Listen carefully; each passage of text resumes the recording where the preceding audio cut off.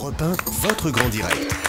C'est pas très net. Jean-Marc Morandini. Mais auparavant, comme tous les jours en direct, juste après le journal de 13h, Guy Birenbaum pour parler d'Internet et Guy, l'audition par les parlementaires de Raymond Domenech et Jean-Pierre Escalette, on en parlait à l'instant d'ailleurs, vous a donné quelques idées. Ouais, Internet est le lieu où tout se passe, même les événements les moins intéressants. Hier, le très sympathique et très compétent député UMP Lionel Tardy a raconté sur son compte Twitter en direct le début de l'audition de Raymond Domenech et de Jean-Pierre Escalette qui se tenait normalement à huis clos à l'Assemblée. On lui a assez rapidement demandé d'arrêter de faire fuiter à l'extérieur tout ce qui s'y disait, mais cet exemple un peu gadget montre que même en politique, tout peut filtrer sur la toile. Mais c'est un plus ou c'est un moins? Pour moi, ça n'avait aucun intérêt de savoir ce qui se disait hier. Ah Déjà, monter une audition, Jean-Marc, à l'Assemblée pour savoir pourquoi les Bleus ont été mauvais, c'est indécent.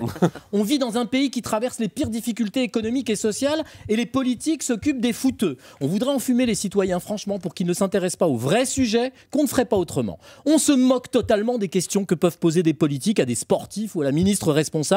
De toute façon, moi, la réponse, je la connais, elle est simple. On n'avait pas d'équipe, pas de meneur, un coach sans autorité, on s'est mal préparé. Basta cosy, fin de l'histoire. Franchement, vous croyez pas qu'il y a mieux, qu'il y a d'autres enjeux, d'autres instances, d'autres réunions où se prennent des décisions autrement plus sérieuses dont on aimerait savoir comment elles se prennent?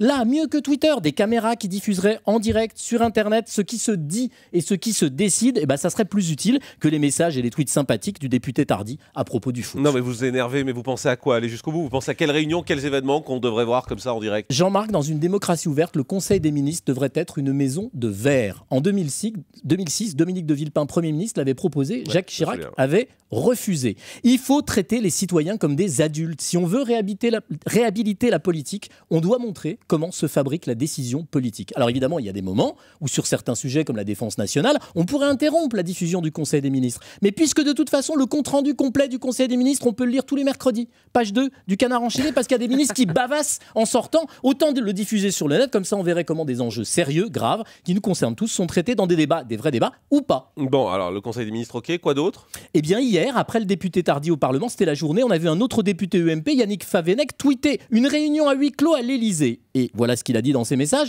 Je suis à l'Elysée à la réunion des députés UMP avec Sarko. Et puis, c'était très clair, le président annonce la réorganisation du gouvernement pour octobre et tirera sévèrement les conséquences du comportement des ministres. Ça déjà, c'était plus intéressant. Je pense qu'il faut aller dans ces directions-là. Plus largement, quand il y a des vraies missions d'enquête parlementaire, par exemple, comme celle pour tenter de comprendre les raisons de l'attentat de Karachi, ou bien si les parlementaires tentaient ces jours-ci d'y voir plus clair sur les liens ou sur les conflits d'intérêts éventuels entre Madame Bettencourt, Madame Woerth, Monsieur Woerth, eh ben ça devrait se faire devant nous, les citoyens, et dans la transparence. Ouais, mais je vais vous donner un scoop, Guy. Il y a des chaînes parlementaires pour ça. Je vous êtes gentil de me donner des scoops, Jean-Marc. Je me souviens notamment de la commission parlementaire sur l'affaire Doutreau comme vous. Mais le problème, c'est que les chaînes parlementaires, elles ne sont pas autonomes du pouvoir politique. Leurs deux PDG sont nommés par les bureaux des assemblées sur proposition de leur président. Et on a bien vu au moment du dérapage de Brice Hortefeux, vous vous en souvenez comme moi, à l'université d'été de l'UMP, que quand une équipe d'une chaîne parlementaire a des images un peu chaudes entre les mains, qu'est-ce qu'elle fait? Eh ben, elle les diffuse pas. Il a fallu que ces images tombent du camion, comme on dit entre nous, et qu'elles fuitent sur le site internet du Monde